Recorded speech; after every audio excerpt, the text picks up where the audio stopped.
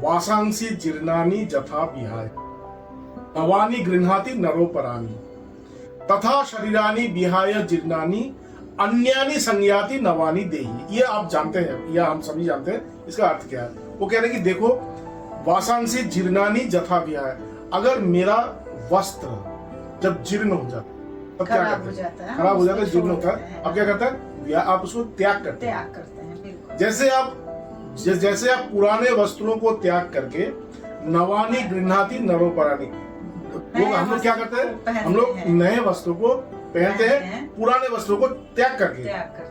उसी प्रकार से तथा शरीरानी विहाय जीर्णानि, उसी प्रकार से जब शरीर जीर्ण हो जाता है तो हम पुराने शरीर को त्याग कर तो नए शरीर में आत्मा या हम पुराने तथा शरीरानी विहाय जीर्णानि अन्यानि संयाति नवानि देहि, इस शरीर को त्याग छोड़ करके अन्य एक नए शरीर को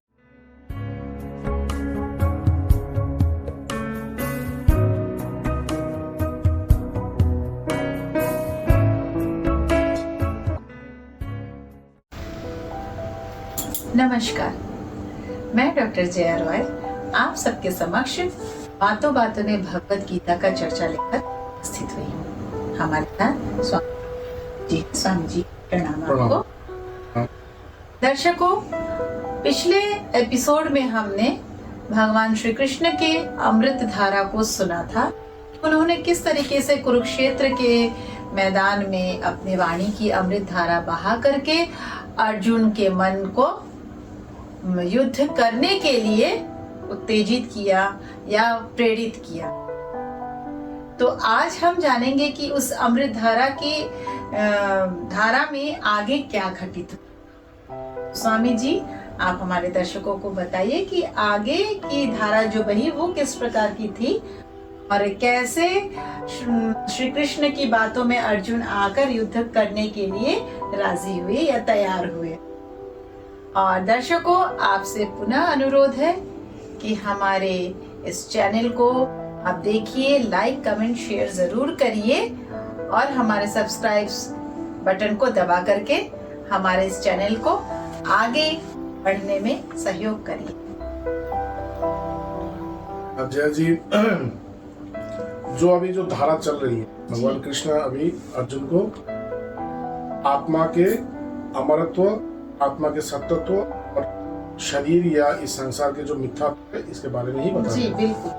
जैसे कल जो एपिसोड था हमारा, उसमें कहा कि कृष्ण ने कहा कि नायम भूत्वा भविता वाणीय अजो नित्यो शाश्वतोयम पुराण हनुमान शरीर।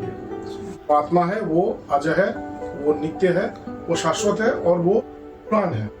और शरीर के हनन होने से भी इनका हनन ये हमेशा ही अजर और अमर। तो इसी क्रम को वो आगे बढ़ा रहे हैं, क्योंकि ये जो ज्ञान है इस ज्ञान को बार बार सुनना पड़ता है। जैसे हमारे शास्त्रों में भी अगर आप उपनिषद को देखेंगे तो उपनिषद में भी जब कोई शिष्य गुरु के पास जाता था तो उनको एक ही प्रकार का ज्ञान, एक ही ज्ञान बार बार कहते थे, बार बार।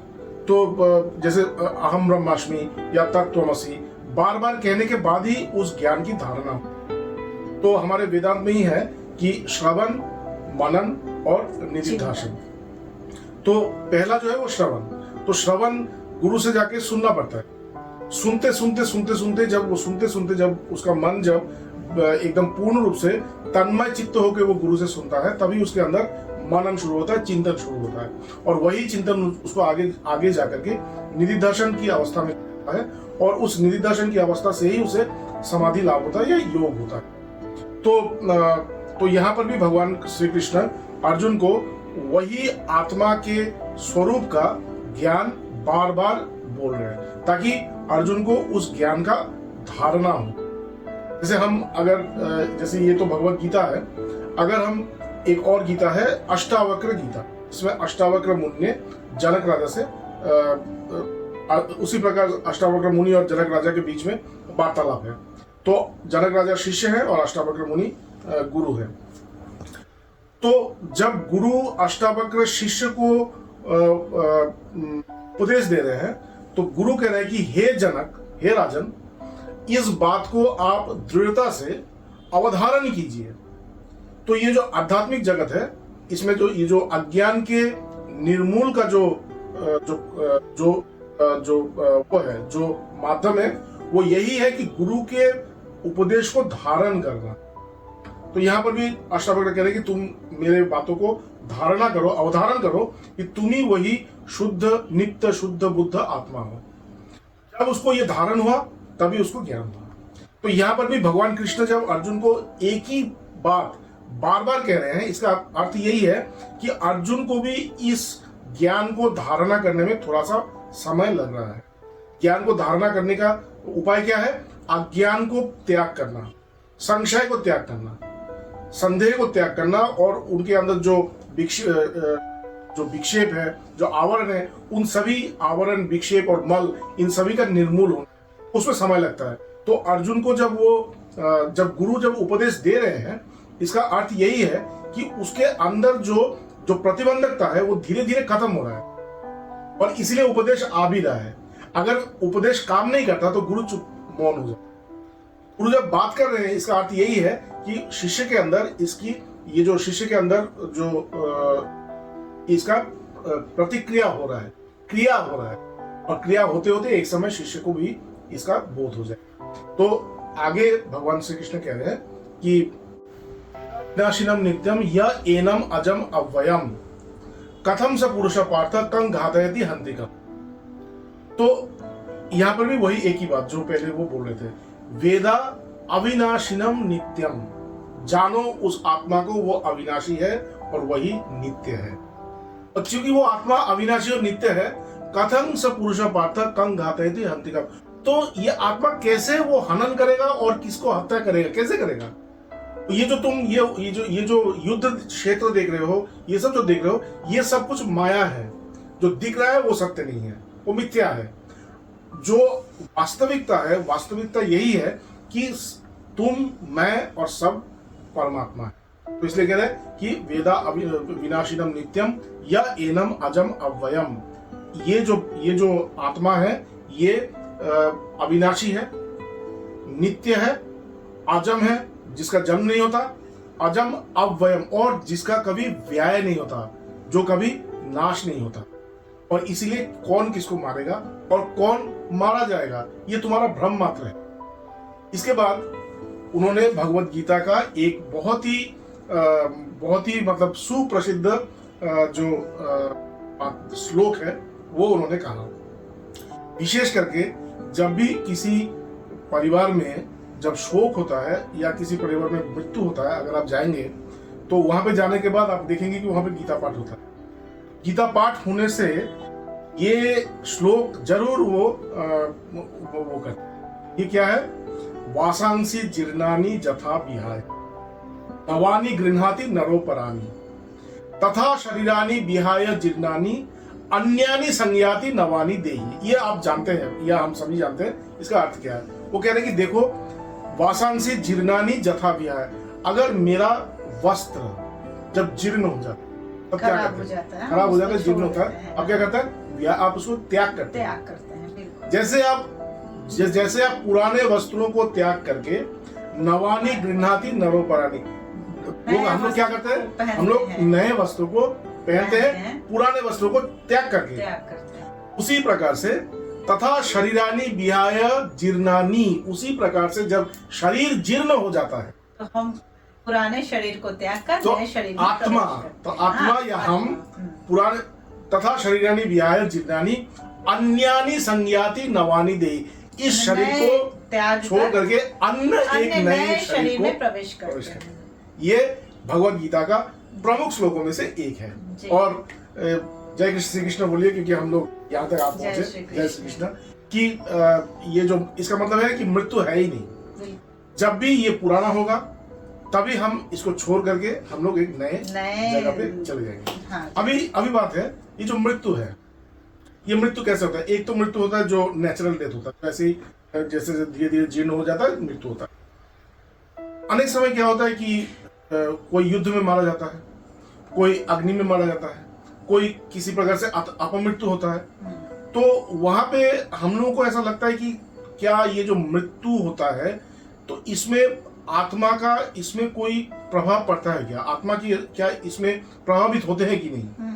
मुझे कुछ भी हो, मेरे जो हम लोग कहते हैं मुझे कुछ हो जाए, मुझे कुछ हो जाए मतलब ये मुझे मतलब ये शरीर है, जो आत्मा है उसको कुछ नहीं होता, वो तो हमेशा एक ही प्रकार रहता है। तो एक शंका अर्जुन के अंदर आया कि क्या ये जो जीवन के जो विभिन्न जो अवस्थाएं हैं या मृत्यु है, इसमें आत्मा का कोई प्रभाव नहीं होता।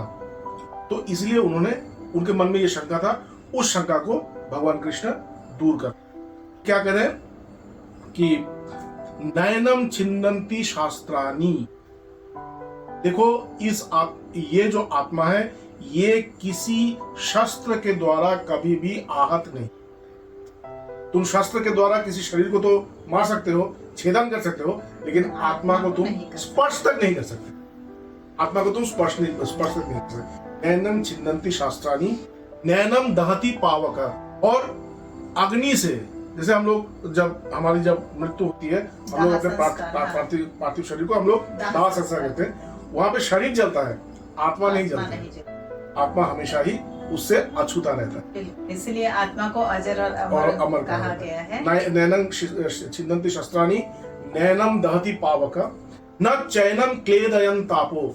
अनेक समय होता है हम लोग पानी में डूब के मर जाते हैं, ठीक है, तो क्या उसमें हम प्रभावित होते हैं? बोला नहीं, आत्मा हमेशा ही, आप किसी भी अवस्था में रहिए, आत्मा हमेशा ही आपसे मुक्त रहता है। जीवन के किसी भी अवस्था से, किसी भी एक्सपीरियंस से, किसी भी अनुभव से वो हमेशा मुक्त रहता है, वो अजर और रहता है। तो नैनम क्लेदन तापो न शोषयतु और न शोषयति मारुता। और ये जो वायु है, वायु भी उसे सुखा नहीं सकता। जैसे जल उनको भिगो नहीं सकता, उसी प्रकार से वायु उनको सुखा नहीं सकता। इसका मतलब है कि ये जो पंच भूत है जिससे ये संसार, ये ब्रह्मांड तैयार हुआ है, इस ब्रह्मांड के किसी भी मतलब घटना के साथ उस परमात्मा का कोई भी संबंध नहीं है। वो असंग है, आत्मा निसंग नहीं है, आत्मा असंग है, मतलब वो कभी भी उनका कोई संगति था ही नहीं, मतलब वो एक है। हमारे शास्त्रों में कहते हैं कि एकमेव वा द्वितीयम, वो एक है। कैसा एक है? वो अद्वितीय है, मतलब उनमें कोई दो है ही नहीं। नेह नानास्ति किंचना। और ये जो नाना प्रकार, हम लोग कहते हैं नाना प्रकार के लोग, नाना प्रकार के ये, नाना प्रकार के वो, ये जो नाना प्रकार, उसमें कोई नानात्व नहीं है, वो हमेशा एक है। वो परमात्मा कभी भी किसी अवस्था से छूटे नहीं है। इसी चीज को और थोड़ा सा आगे वो बोल रहे, इसी एक ही, ये जो नैनम छिन्नन्ति शस्त्राणी नैनम दहति पावक न चैनम क्लेदयन तापो न शोषयतु मारुत। ये जो बात है इसको थोड़ा सा और वो एक्सप्लेन कर रहे हैं। क्या कह रहे हैं? अछेद्योयम अदाज्योयम अशोष्य अक्लेद एवच। ये आत्मा अछेद्य है, ये कभी भी इनको आप छेदन नहीं कर सकते, आप किसी शस्त्र के द्वारा इनको छेदन नहीं कर सकते। अछेद्योयम अदाज्योयम, मतलब इनको कभी आप दहन नहीं कर सकते, जला नहीं सकते। अशोष्य, इनको कभी भिगो नहीं सकते। अक्लेद, इनको कभी भिगो नहीं सकते। और अशोष्य एवच, और इनको कभी सुखा भी नहीं सकते। तो आत्मा क्या है? नित्य, नित्य सर्वगत स्थान अचलोयम सनातन। ये हमारा स्वरूप है। नित्य, नित्य मतलब सत्य, हमेशा रहने वाला, हमेशा ही वर्तमान, हमेशा ही अस्तित्व में रहने वाला, उसे कहता है नित्य। नित्य सर्वगता, मतलब सभी जगह पे वो है, जो स्थायी है, जो हमेशा हर जगह पे हर जगह स्थायी। जैसे आत्मा के बारे में कहा जाता है ओमनी प्रेजेंट, मतलब वो हर जगह पे है। जैसे आकाश, जैसे आकाश सब जगह पे है, हमारे भीतर भी है, बाहर भी है। ये यहाँ पे आकाश है और वहां का है, वो आकाश हर जगह पे है। उसी प्रकार से परमात्मा सर्वगत, हर जगह पे ही परमात्मा है। नित्य सर्वगत स्थानुर, स्थानु मतलब स्थित, स्थिर, अस्थिर नहीं, अस्थिर नहीं। जब देखिएगा कोई ध्यान करता है या योग करता है या कोई भी आध्यात्मिक जीवन में प्रवेश करता है, वो व्यक्ति धीरे धीरे स्थिर होता जाता है, अस्थिर नहीं रहता। स्थिर क्यों होता है? क्योंकि उसके अंदर आत्मा का प्रकाश धीरे धीरे होता है। जब उनके अंदर आत्मा का प्रकाश धीरे धीरे होता है, तब आत्मा का जो स्वरूप है उसके अंदर से प्रकाशित होता है और इसीलिए वो स्थिर हो जाता है। तो नित्य सर्वगता स्थानुर, नित्य सर्वगता स्थान अचलोयम, अचल, अचल मतलब क्योंकि वो सब जगह पे है, वो कहाँ जाएंगे? हाँ, वही मैंने कहा कि हाँ, स्थायी स्थायी, वो तो कहाँ जाएंगे? अचलोयम सनातना, सनातना मतलब जो अपरिवर्तनशील है, जो कारणशील है, जो हमेशा है, जो हमेशा है, तो जो कारणशील है, जो जिसका कोई आदि नहीं है, जिसका कोई अंत नहीं है, जो अपरिवर्तनशील है, वो सनातन है। ठीक, यहीं तक बिल्कुल करते हैं। नेक्स्ट जो है, हाँ, नेक्स्ट एपिसोड में। तो नमस्कार दर्शकों, अगले एपिसोड में पुनः आपसे मिलते हैं। तब तक के लिए नमस्कार।